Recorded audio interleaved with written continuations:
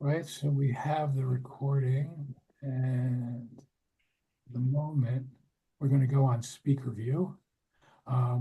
So far in our study of Genesis, we've really seen two different stories of creation. As you recall, the first one, God creates the universe in 7 days, whatever a day is, and God does so by speaking. Um, and there really doesn't seem to be in the first chapter of Genesis much interaction between God and the world.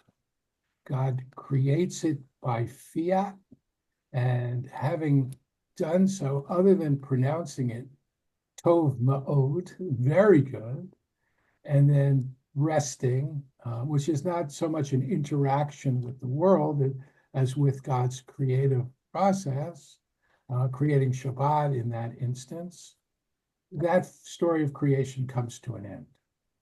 And the second one is quite different. As we've seen, some of the differences are dramatic. And one I pointed out last time was a difference between the order of things in creation. In the first story, the animals are created before human beings. And in the second story, the animals are created only after the man that God creates, and in an attempt to find a partner for him, the partner being not quite right, and therefore God takes that rib from his side and creates a woman. So they're very different stories.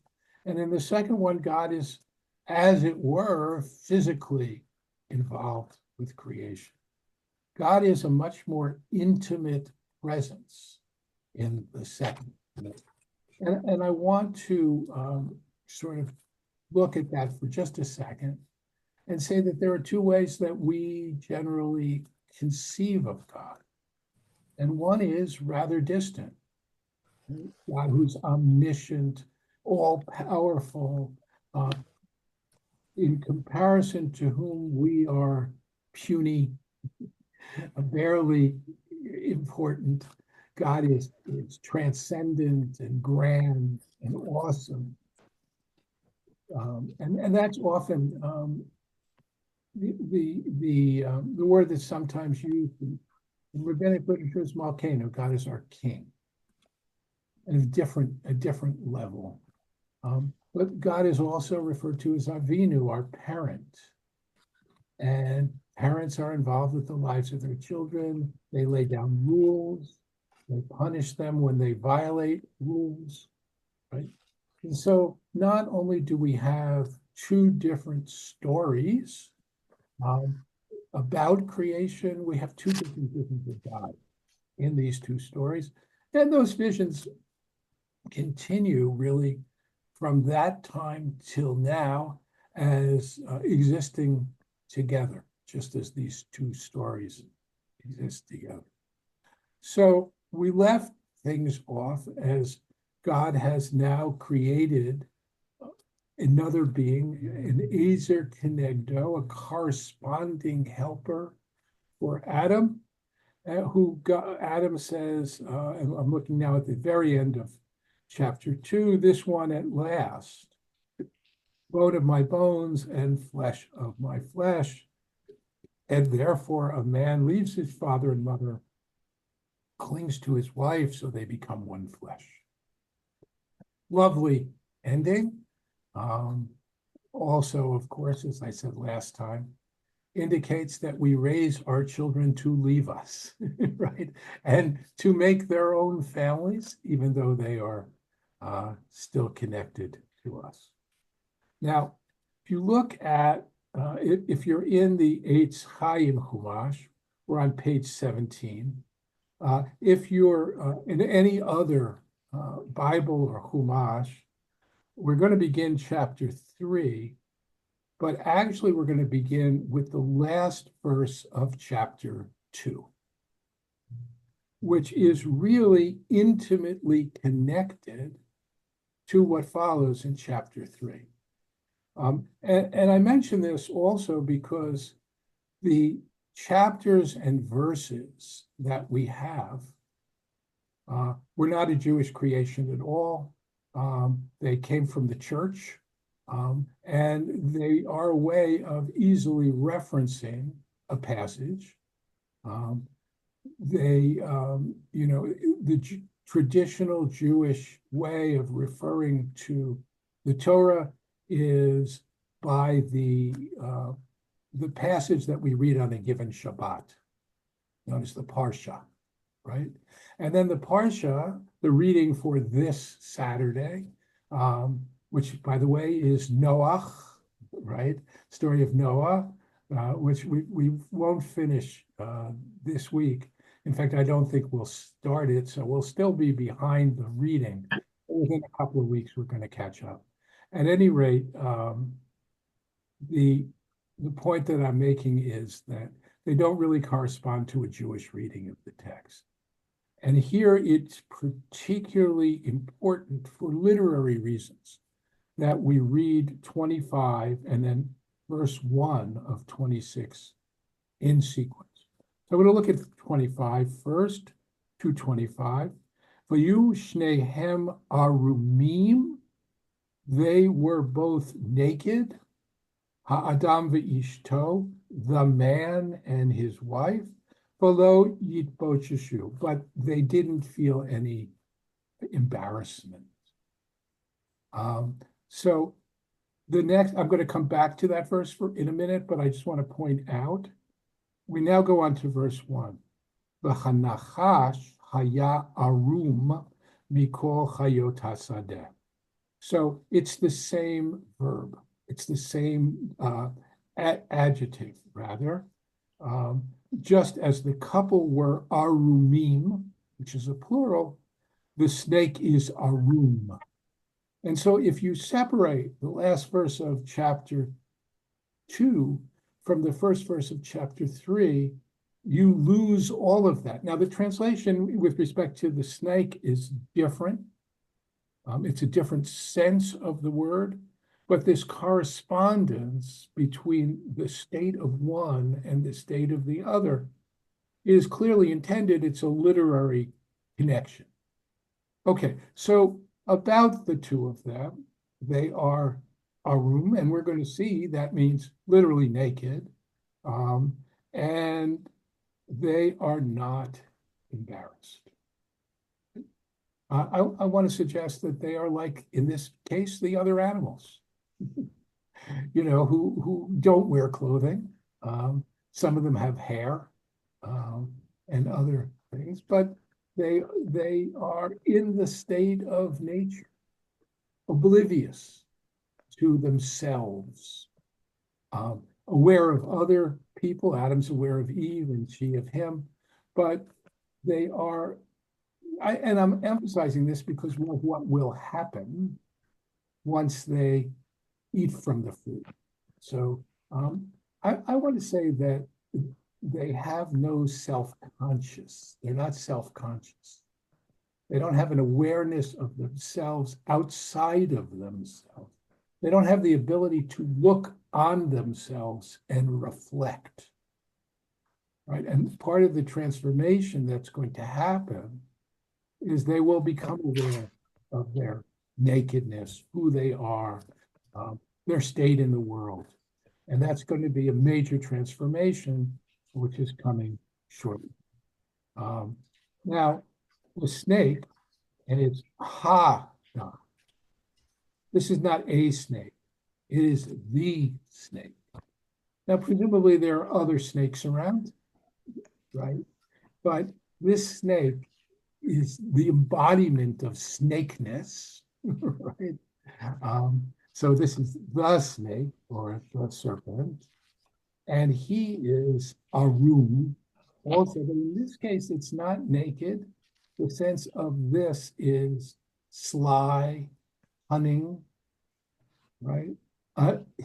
Unlike Adam and Eve, who are kind of naive, he is anything but naive, and he will take advantage of their naivete.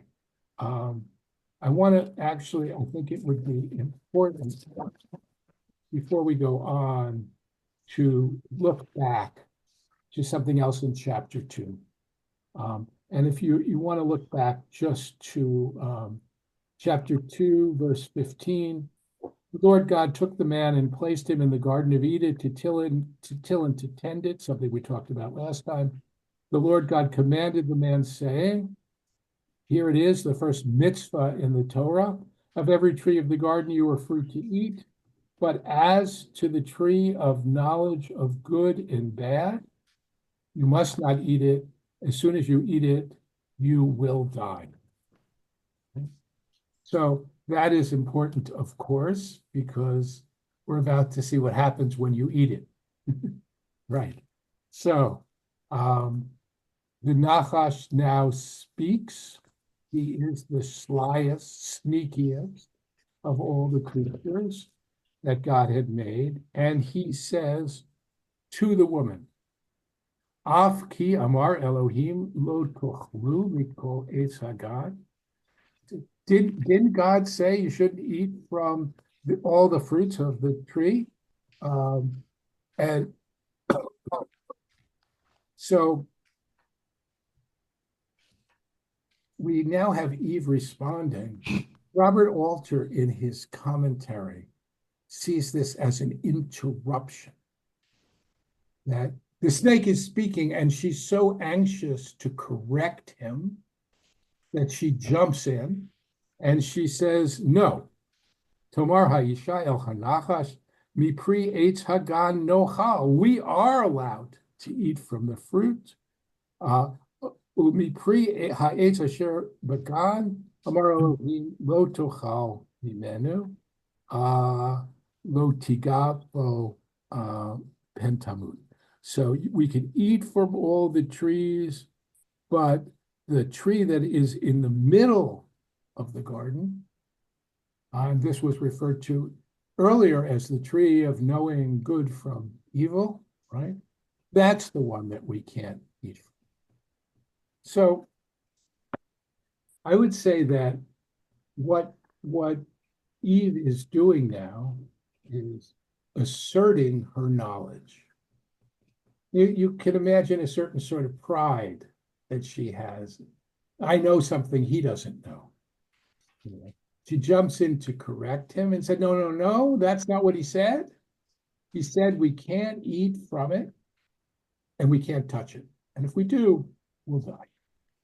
So this is, you'll notice, not exactly what God said to Adam.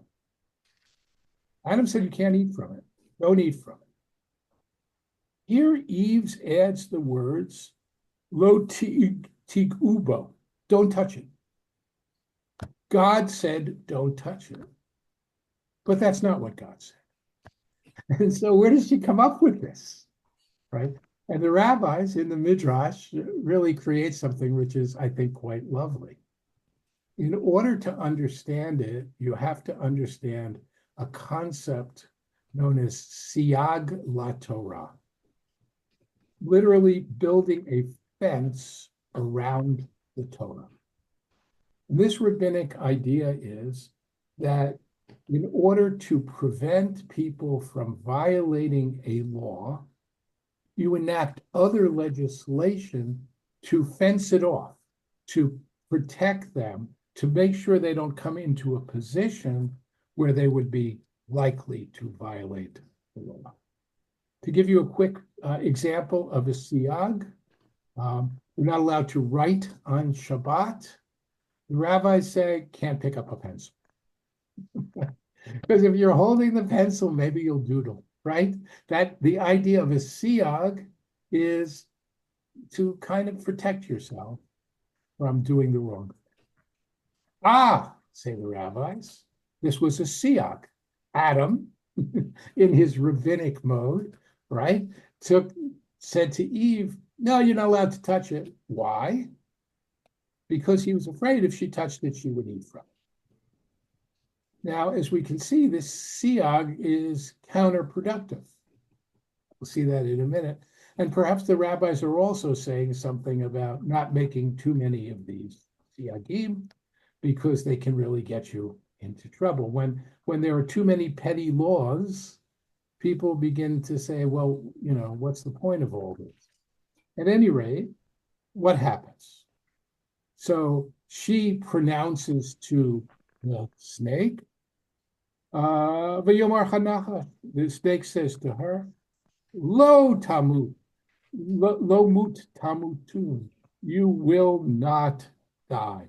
And the word here is very emphatic in Hebrew. You will surely not die. Never happened, says the snake. No way. Right? Why? So why did God do this?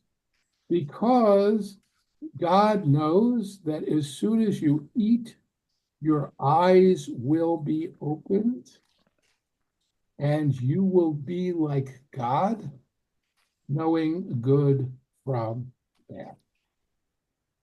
Right? So in other words, God put you in this position. God forbid you from doing this because God will be jealous, because you will have risen to God's level. Okay, so now he says, it's not, yes, God said it, but really, it would be in your interest to do it. You'll be more godlike. So what happens to the woman? And it follows directly.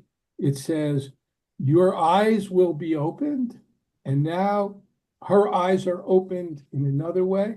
She sees the tree is good for eating and a delight to the eyes.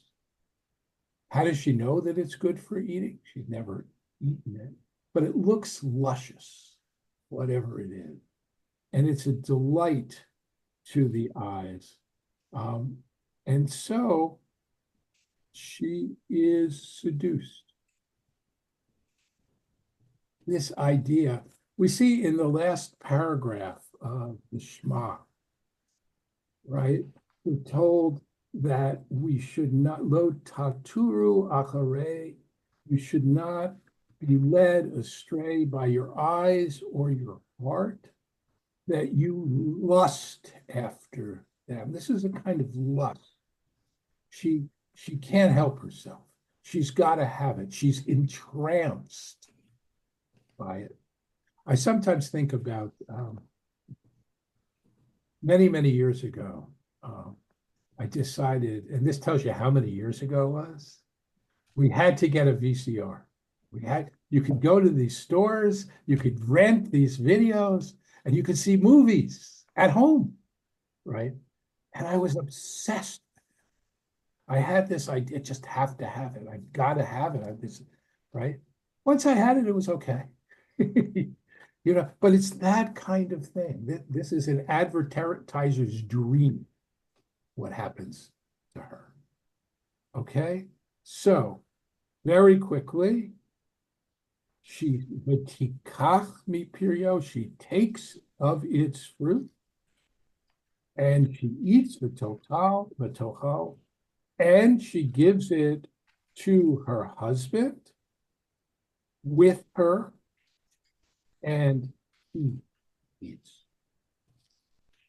She makes the decision, and then he accepts it. Does he know that this is from that tree or not? And we don't really know. We don't know quite what's going on. So this is not the story of an apple. Everybody says, well, they ate an apple in the Garden of Eden. The tree was an apple tree. Well, first of all, apples don't bring enlightenment. This fruit here is unspecified. The rabbis have all kinds of ideas. One very relevant to the holiday we just completed. It's an etrog. It's a citron. The thing about an etrog is it has both taste and smell. You can imagine the fragrance wafting to her. A pomegranate is another suggestion, and there are more, right? So we don't really know. we do know it was desirable. So desirable, she had to have it. Now, what happens? Tipachna einei shnehem. The eyes of both of them were opened. Not they opened their eyes, it's a passive, they were open, right? And what happened? Yedu ki arumim hem. They knew they were naked, right? So now they have this consciousness, this ability to see themselves through other eyes, and they take fig leaves, right? And they sew them together and they make hagurat, loincloths. Apparently, Eve is not concerned about her breasts being naked. This is very South Seas Islands, isn't right? But her reproductive parts for both of them need to be naked, need to be covered. So, what does it mean, the tree of good and evil? It's really hard to say. I mean, the people are expected to have some sense of right and wrong, right? God has given them a commandment. They know, they're told that's wrong. Therefore, this is right.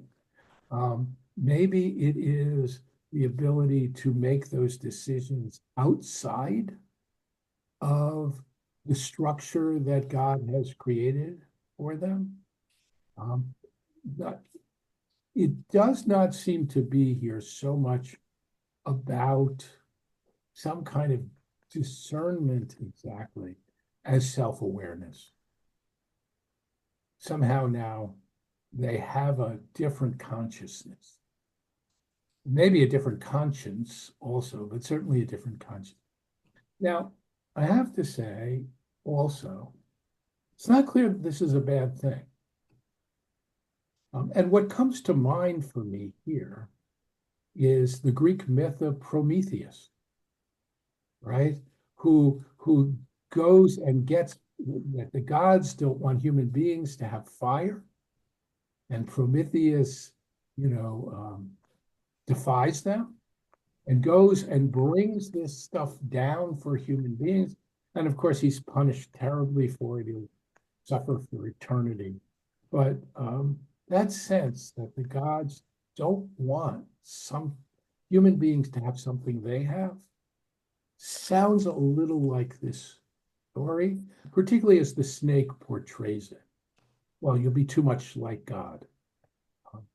And these are mythological motifs, and they're seen in a variety of cultures, right? And so at least it strikes me that it is a little bit that way. At any rate, the Yishma'u call Adonai, they hear. Now it's all been about seeing, right? Their eyes are open, they see, but now it's about hearing.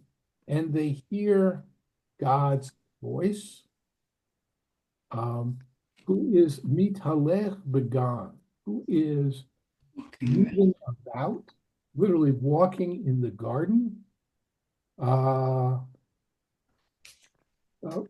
hayom, at the breezy time of day. This is a very anthropomorphic image. There's no way around it.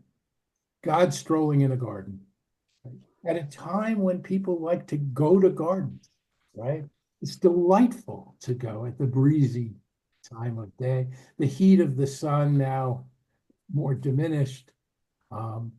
So God does this and they hear it. And so what do?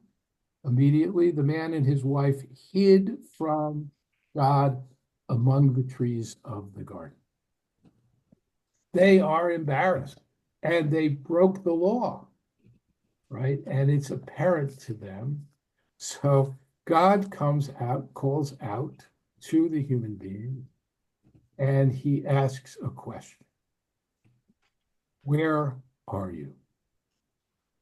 Right? In Hebrew, it is ayeka. Where are you? This is the first question that God asks a human being. And it is a kind of profound question. What is your state? Where are you? A question we can ask ourselves. Where are we in life? What is our status? What is important to us? I think God is not just asking about physical location. Where are you? And clearly, God is aware. So, and what do they say? They say, I heard the sound of you in the garden. This is Adam. And I was afraid because I was naked, so I hid. And God says, who told you you were naked? Right? Did you eat of the tree which I told you not to eat? Right? The jig is up. And God here, in some ways, is giving him an opportunity to do tshuva, to repent, to say, oh, it's horrible, I'm sorry. He doesn't do that. What he does is pass the buck. And he says, Ha'isha asher natata imadi, he not nali. That woman that you gave me, put at my side, she gave it to me, and I ate. So he's pointing the blame at her. And if you want to, you can also read it that he's pointing the blame at God. Your fault. That woman you gave me, right? You gave me. Now, this is, of course, God does this because he doesn't want Adam to be alone. But here it's being turned against. And so what does God do? Turns to the woman. And he says, what'd you do? Right? And so maybe God's accepting that, Adam passes the buck. So we'll see he doesn't. And the woman says, the serpent. Right? He passes it off to her, and she passes it off to the snake. And he tricked me, and I ate. And now God is about to sentence all of them. I'm going to get to that in a minute, but I think I will open it up because we've covered a fair amount of ground. So any questions to this point? Anyone? Yeah, Saul. It's interesting, the word pokeach or the word benifkachu only appears when it relates to the eyes, like pokeach ivrim. Yes, Okay, yes, that's true. so, It is, you don't open your mouth, right? It's similar, but it's not the same thing. Iftach. So yes, it is. I mean, the eyes have a special status. Good, Sandy. So, Rabbi, I seem to remember years ago when you taught this, way back at B'nai Tikva, you Yeah, said, you have an astonishing memory. sorry? You have an astonishing memory because I can tell you I won't remember. So go ahead, do what you remember. Well, I seem to remember, I think I do, that you said, but let's make sure I'm quoting you correctly. That when you said today that it wasn't maybe not such a bad thing that they did by eating it. And then you spoke about the Yetzer Hara, Yetzer Tov, that if it weren't for the Yetzer Hara, the evil inclination, we wouldn't get married, have children, have a job, etc. Yes, I think I did say that. I think that I'm not sure this isn't a setup. In some ways, imagine what life would have been like if we all just lived in the garden all the time. No challenges, no changes, nothing. We'd be like animals. And so here, is it a bad thing that this happened? Can't say that it is. There are consequences. Life will be much more difficult. But I don't know that I would say that it's a bad thing. Anything else on this? So let me mention one other thing. Earlier, when I was talking about the difference between how Jews and Christians divide the Bible, I also said that they read things differently. And here we have this idea among some Christians, I think most, that this is the original sin. The original sin. And through this sin, humanity falls, right? This is the fall of man, falls into a state of sin. It's not just what they did, it's who they are now. They are sinners. And such sins, ultimately, from a Christian point of view, are lifted or repented from through Jesus, who he's the sacrifice that God sent to die for the sins of the world. That idea of original sin is just not inherent in the Jewish tradition. A sin, yes, they broke the commandment, but that they are inherently sinful, no. And this does come back to something that Sandy just said, that I said, and that is that human beings are viewed as having the potential for good and for evil, right? And maybe that's part of what it means to know good and evil. This is the image of, the angel on one shoulder and the devil on the other, whispering in your ears. And we have to choose the right as opposed to the wrong. The good inclination, our desire to do good, is called our Yetzer Hara, right? And the bad one, Yetzer HaTov.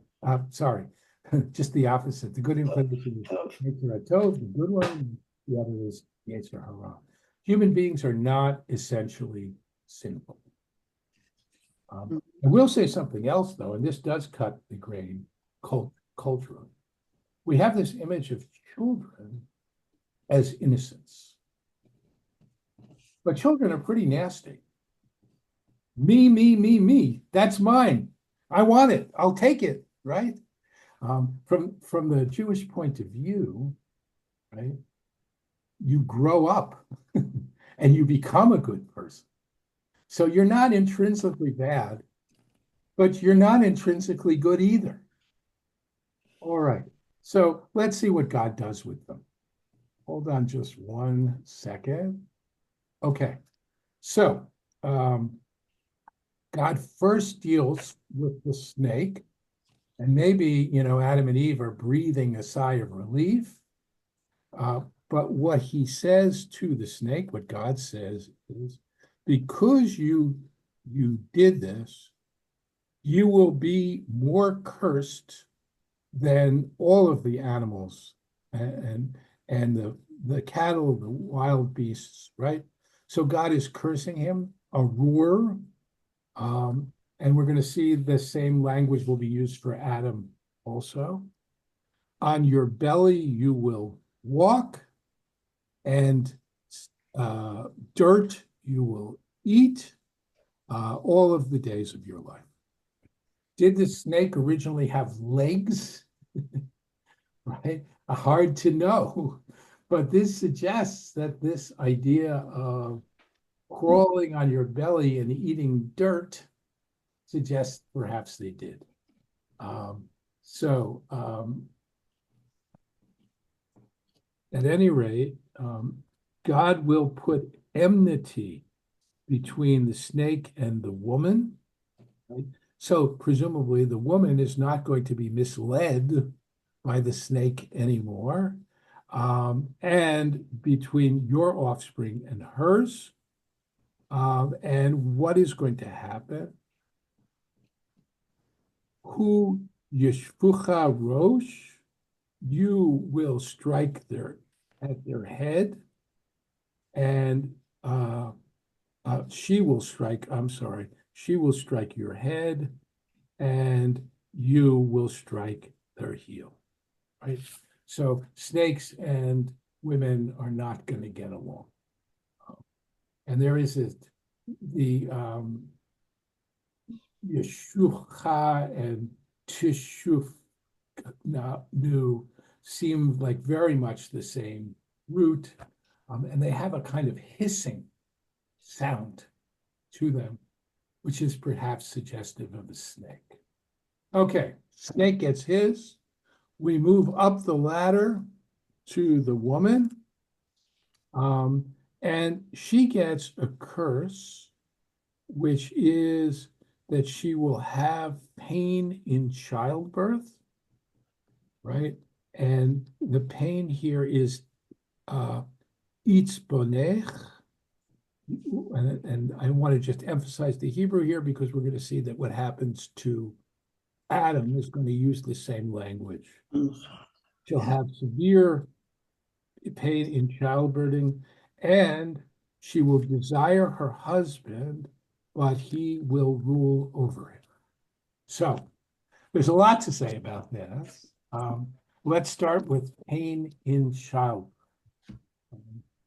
So human beings were immortal, right? There was that sense that, they as long as they didn't eat from the tree, that's when they'll die, right? But now they're going to have children. And so we have sexuality, which comes in here, and the consequences. What does it mean to say that this is a curse? Does it mean that if you do something to avoid it, you're doing something wrong? That's what God wanted. God wants you to suffer. You could take that point of view. And in fact, there was a lively debate, not among Jews, among Christians about this, as when anesthesia was developed. Was it right for women to use anesthesia? It was settled by Queen Elizabeth, who used it. And that idea, though, right? So a curse is not something you have to live with. It's something you have to overcome, right? Now, the business about her husband ruling her, which, Christian fundamentalists like to make a great deal out of, right? The woman must obey the man, and it used to be in the marriage vows, right? Promised obedience, right? This also is a curse. And a curse is something like childbirth that you can strive to overcome, right? And clearly it's better if you do. And beyond that, I think there's something else. I think the context here is sexuality. Your desire will be for your husband, but he's in charge. But this idea that men initiate sex, women want it, but men control it. I'm not saying this is a good thing, it's a curse, right? But it is, at least from the point of view of the Torah, how the world works. This is a description of what we find in the world. Now, the Jewish tradition, later on, the rabbinic tradition, which has a great deal to say about sexuality. In fact, one of the things, it views women as much more sexual creatures than men.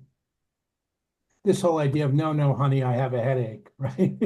He wants it, right? In the rabbinic imagination, women are desirous creatures. And what's really striking is if you look at the ketubah, the marriage contract, which specifies obligations, a husband's obligation to his wife. He has to clothe her, and he also has to give her sexual satisfaction. It is something she is entitled to. So that sense that he's in control doesn't mean that he can deny her either. And in fact, there's a Mishnah, I love this Mishnah, which says that if a man wants to change his occupation, and his occupation will make him less sexually available to his wife, he needs her permission. For example, if they married under one circumstance, right? She married him, he worked from home. Now he wants to be a sailor. He'll be gone for months at a time, right? She's got to okay. Can't do it otherwise because her ketubah entitles her. And if he's going to change that status, right? So I think that really is what this passage is about. Not that men should dominate women and that wives must, as it were, by nature or even by divine fiat, obey their husbands. Okay. So to Adam, now we get to Adam, right? So to Adam, God says, because you did what your wife said, right? You blame her, but you did it, right? And you knew better, and you knew what it was, right? So, which I told you, you should not eat of it. And now we're going to talk about how Adam will get food, right? This is, the rabbis would call this midah keneged midah, measure for measure. What goes around comes around, right? He sinned by eating, and now the consequence will have to do with his eating, right? And God says, right, the ground will be cursed from you, right? Similar to the snake, who is, where is it? Maybe I'm wrong. Yeah, he's simply cursed by crawling on the ground. Not quite the same thing. At any rate, and now with toil you shall eat of it. But itzavon is the same suffering that was used, same root, same words being used for the woman when she has pain in childbirth. Right, so there is a kind of parallel punishment that he receives as well as she receives. So you will toil in order to have it. It's not like the trees of the garden. You just go out and pick some fruit. You're really going to have to work for it. And thorns and thistles will sprout for you, right? But you will eat the grass of the fields, right? Wheat, I guess, right? Grasses. And then, with the sweat of your brow, you will get bread to eat until you return to the ground from which you were taken. You were dust, and you will be dust again. And here we get that idea of death as the consequence of eating the fruit, right?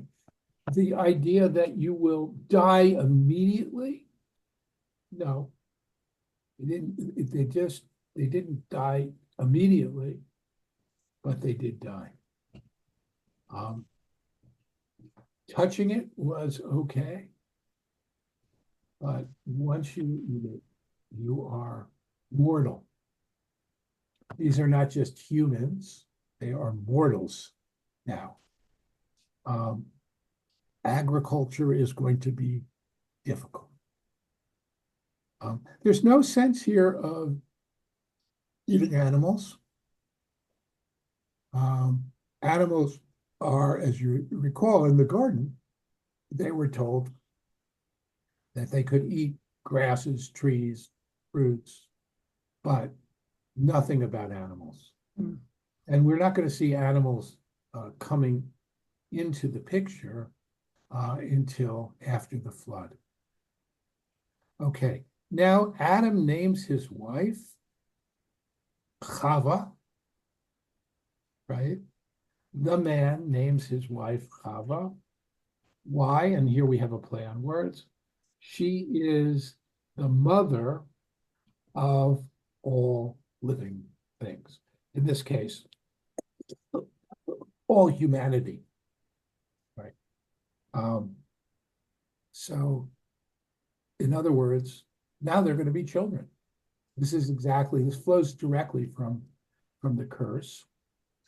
Now there will be children. And then God does, I think, a really touching thing. God makes them clothing out of skins. This is a very maternal kind of, they're going to pay a price for what they did, but God continues to care about them. God is helping them, not only, they'll have something more permanent than fig leaves to cover their nakedness, but they'll also be protected from the elements. And so there's something almost maternal about this, I think. This is a loving act, which indicates a desire for a continuing relationship. Okay, so now it's time to get him out of there. All right, verse 22. And the Lord God said, now that a human being has become like one of us, knowing good from bad, what if he will also stretch out his hand and take from the tree of life and eat and live forever, right? So now I've made him mortal, and if he gets to that other tree, he'll have immortality. Notice that it's in the plural, like one of us. And we talked about this when we talked about God saying, let us make human beings in our image, the plural. And there seems to be a series of beings that surround God, angels, other beings, a divine court. And there should be, God wants to maintain that they are not going to be on the same level. One of the things that characterizes gods in general, I'm thinking now about Greek gods as well, immortality. So they won't have it. And so what does God do? God sends them out. It says banishes, but there's almost a sense in the Hebrew of threw them out. Right? God threw them out from the garden to till the soil from which he was taken. God drove man out, right? Here, the first one was, the sense of it was threw him out, and this is, Vayigaresh is exile in some sense, but it's a permanent exile. And he drove them out, and now, to the east of the garden, God does something which prevents them from coming back. God places their kruvim, cherubim, and a fiery, ever-turning sword. I don't think that previous generations could think in these terms. But to me, the image here is a video game, right? You have these creatures, you have this sword, this fiery sword, and presumably you have to get around it if you want to get to the princess or whatever you're doing. Here, they're not going to be able to get around it. Cherubim or cherubs are not, angelic beings with rosy cheeks. That's you can see them in Renaissance art, but and earlier in church art. But the biblical view of these are creatures. They do have wings. Ezekiel, in his vision of them, he sees them as the bearers of God's chariot. They have the face of a human being and also of a lion and an ox. Their wings are all around them. It's really quite a remarkable image. The image gets picked up in the construction of the tabernacle in the wilderness, where God is going to come to dwell and where the tablets are kept. And God will appear in the tabernacle between two of these creatures which have been cast in gold. They're on either side of the ark, like this, facing each other. And that is the place where God's presence appears when Moses goes in. That's where he is or encounters God. Okay, so we have made it through chapter 3. We're out of the garden. And now people are going to have children. And next time we get to meet Adam and Eve's children, Cain and Abel. But I don't want to, we only have 5 minutes left, and I certainly don't want to jump into that now. So we will be picking up with chapter 4 next time. Let me just change the view. Yeah. Okay. Questions, anyone? Hannah, go ahead. Actually, when I made Aliyah, I think in 72, and I was learning Hebrew, I was upset to find out the word for husband in Hebrew is Baal, which means owner. Yeah. And I was influenced by women's lib at the time, and I refused. Right. So they said I could say ish, ha'ish shali, So my person rather than my owner. it is one of the Still do that? One of the names of husbands is a Baal. Owner in the sense, at least in the Bible, it is the person who controls the finances, right? It's not, she is not viewed as property. But there is that in economic matters, he's in control. And you see that in the Bible itself. If she swears a vow, and a vow generally was something like, I vow that I will give, 100 shekels to the temple. He can annul the vow when he hears about it. Now, if he doesn't annul it when he hears about it, then it's valid, right? So I think that's it. By the way, it's not the only way of referring to a husband. The other one is ishi. Right. Man. They said I could use that. In fact, in one of the prophetic passages, God, where they're worshiping Baal, right? The god, the Canaanite god, Canaanite storm god. He says, you will no longer worship Baal, but I will be your ish, right? To separate from that sense. So yeah, women today will say ishi. They won't say Baali. Good. Okay, anything else? Yeah, I think Francesca had a question, but I see she's not there. Saul, go ahead. Yeah, getting back to chapter 3 with the Nachash and speaking to the woman. So when the Nachash spoke to the woman, the Nachash said, "Lo mot tamutun." You won't die if you eat from the fruit. Okay, I thought that was implied, but apparently the Nachash said, "No, you won't die." And then as you just read, death became the state of being of everybody, of everything. It's a consequence. It seems though that there would have been an antidote if they had eaten from the other tree, right? Because that's what God says. If they eat from the other tree, then they'll be immortal. And God doesn't want them to have that immortality. They might have had it originally, but the punishment is that they become mortal, and therefore to make sure that they don't get to the other tree. Francesca. Yeah, it occurs to me, even though it was never written, but I never thought about it that way, that some way this was part of God's plan. Because if it's just two people, how are we going to be fruitful and multiply and have a civilization and be able to grow? Yeah, I think it's a setup. I think it's exactly what is intended to happen. Despite the fact that there's something else involved, people have to learn to follow rules. And they- Exactly. And have consequences for their behavior and their actions in general.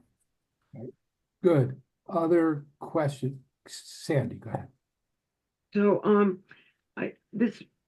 the attributes of God, that we say, especially on the holidays, it ends with in showing mercy to the thousandth generation, but punishing I think to the third or fourth generation.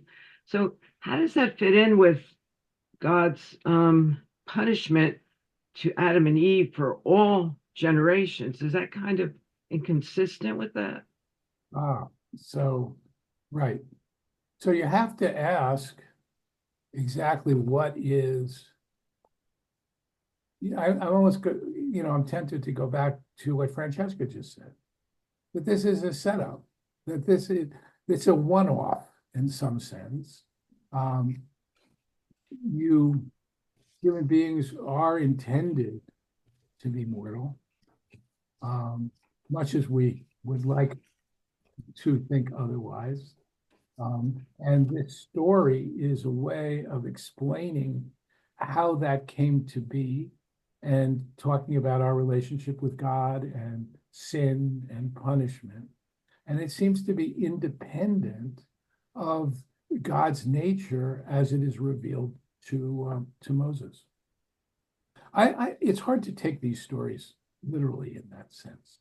I don't think they're really intended to be, despite what some fundamentalists will say. Oh, it was a garden, and I think when you get to Abraham, as we will, before very long, I would think, then you're really in the sort of historical plane. Here you're in the world of myth. You really are. The creation stories, Adam and Eve, Cain and Abel, certainly the flood.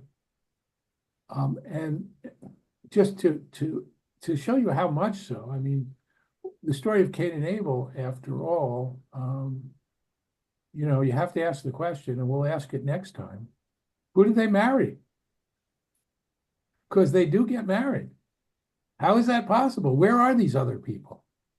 Right? So these stories really, they aren't consistent with each other. They aren't, they have holes in them. They don't make logical sense. And I think certainly the earlier generations had to be aware of that. It's not hidden. It's pretty obvious. Okay. Go ahead, Barry. You have to unmute. Thank you. This story does provide a transition so that there is the concept of God as creator. So you might expect that God creates perfect world. Yes. This trend, but we see the world as it is, and we don't view it as perfect. Right. I think Provides that transition how what we see today at the end of the came from the garden, a perfect world, yeah. as imagined in the Garden of Eden. Yeah. At the end of the first story of creation, God declares the world, very good. Not perfect, very good. And in fact, God is going to learn. I think part of Genesis is about God learning about the creatures that God has created. And we'll see that specifically in the story of Noah. where the world has turned out not to be a good place at all. Far from it. It's not just eating an apple, you know? So I think that idea of the world is perfect. Now, the classic rabbinic response to the imperfection of the world is tikkun olam, fixing the world, right? That we are essentially God's partners. God has created an imperfect, though very good world, and it's our job to strive to perfect it to the best of our ability. Okay, one more thing I want to mention before I let you go. So, as you know, this class is completely free. I encourage you to come. I want you here. In the past, some people have generously sponsored it. If you would like to be a sponsor, I certainly appreciate it. I suggest $180 for the year, which you can send me by Zelle or Venmo or a check. I'm going to put the information about that in the email reminder, but feel no obligation to do it. This is a great pleasure for me. It does cost me for the Zoom, and I buy books sometimes so I can prepare, but really, you should feel zero obligation. Having said that, if you want to do it, I'm not going to say no. Okay, have a great week. We will continue next week. I'll give you a schedule going ahead. I'll be off during Thanksgiving. I'm going to be with my kids. I haven't quite figured out whether that'll be one session missed or two. I'll let you know that. And the schedule really looking right forward into the beginning of the next year. All right, have a great week. We will meet next Tuesday, but you have a job to do. If you haven't done it yet, vote. Next Tuesday is election day, right? So make sure you do it. All right, very good. I look forward to seeing you all. Thank you. And Thank answering you. the question, how do those wives show up? I've been wondering about that for a long time. I'm glad you mentioned it. Okay, very good. Why is this not? Thank you, Rabbi.